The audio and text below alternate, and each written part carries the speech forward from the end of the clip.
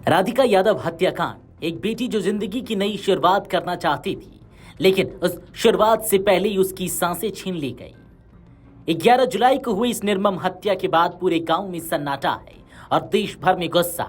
Police अपनी जांच में जुटी है, लेकिन इस सब के बीच इस हत्याकांड को लेकर अलग अलग चर्चाएं हो रही हैं। इन चर्चाओं के बीच हमारे संवाददाता मयंक तिवारी जब राधिका के गांव पहुंचे और वहां के लोगों से बातचीत की तो गांव के व्यक्ति ने दावों को खारिज कर दिया। आपको बता दें कि राधिका यादव की हत्या के बाद सोशल मीडिया पर एक लड़की का वीडियो खूब वायरल हो रहा है। उसका नाम है हिमांशिका राजपूत। उसका दावा है कि राधिका को उसके परिवार ने कैद कर रखा था, उसे ताने मारे जाते थे और वो अपनी मर्जी से घर नहीं छोड़ सकती थी। इन तमाम मुद्दों पर जब हमारे संवाददाता ने गांव वालों से बातचीत की तो उन्होंने इन दावों को सिरे से खारिज कर दिया। आइए देखिए हमारी ये ग्राउंड रिपोर्ट।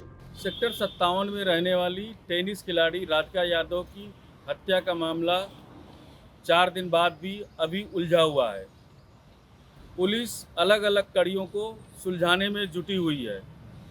4 दिन बीत जाने के बाद भी अलग अलग तरह की बातें सामने आ रही हैं। राधिका की सहेली ने सोशल मीडिया पर यह बताकर सनसनी फैला दी कि उसकी हत्या की साजिश रची जा रही थी, जबकि इसके विपरीत गांव के रहने वाले लोगों का मानना है, उनके भतीजों का कहना है कि ऐसा कुछ नहीं है। रोहित भाई, क्या कुछ कहेंगे? सोशल मीडिया पर हिमांशी राजपूत नाम की एक लड़की है जो कि आरोप लगा रही है कि राधिका यादव को घर में कैद रखा जाता था, बंधक बनाकर रखा जाता था, उसको आज़ादी नहीं थी इधर उधर जाने की। देखिए जी, राधिका का और दीपक यादव का भरा पूरा परिवार है, हर तरीके से संपन्न है, कोई बंदिशें नहीं थी। अगर बंदिशें होती तो वो घर से भी नहीं निकल पाती टेनिस खेलने। तो मेरे हिसाब से वर्ल्ड की कोई ऐसी कंट्री बची है जहाँ पे वो खेलने नहीं गई हो। सर, पैसा भी लगता है, टिकट में भी, वीजा में भी।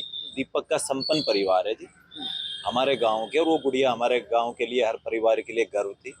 आज वो परिस्थिति उनके परिवार में देखो जी क्या पैदा हुई है, वो तो वो ही जानते हैं। लेकिन एक दुख की घड़ी है, और मेरी सभी मीडिया में भी एक विनती है छोटी सी, कृपया करके अब उस परिवार को कुछ दिन शांति से रहने दें। आप लोगों के सामने, सबके सामने सब चीज़ क्लियर हो जाएगी।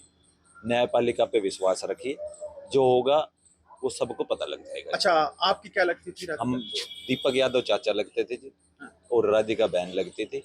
गाँव में जो एक पारिवारिक नाता होता है, देखो जी ये बहुत बड़ा गाँव और सभी एक दूसरे परिवार के हैं, लेकिन सब संपन्न परिवार है। ये मीडिया में गलत अफवाह दी जा रही है कि उसके ऊपर बंदिश थी। बंदिशें होती तो वो घर से भी नहीं निकल पाती।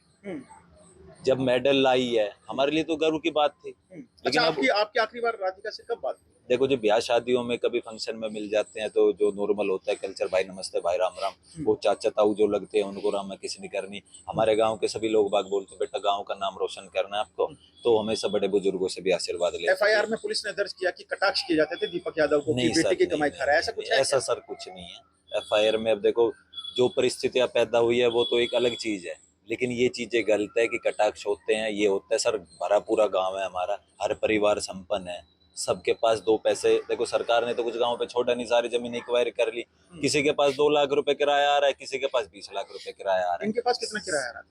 भाई मेरे हिसाब से कम भी 12-15 लाख रुपए मंथली इनकम थी दीपक यादव। बहुत शरीफ आदमी है दीपक यादव। मीडिया में आज दो कुछ चल रहा है, देखो जी वो तो परिस्थिति उनके पारिवारिक थी, लेकिन दीपक यादव भी बढ़िया आदमी थे।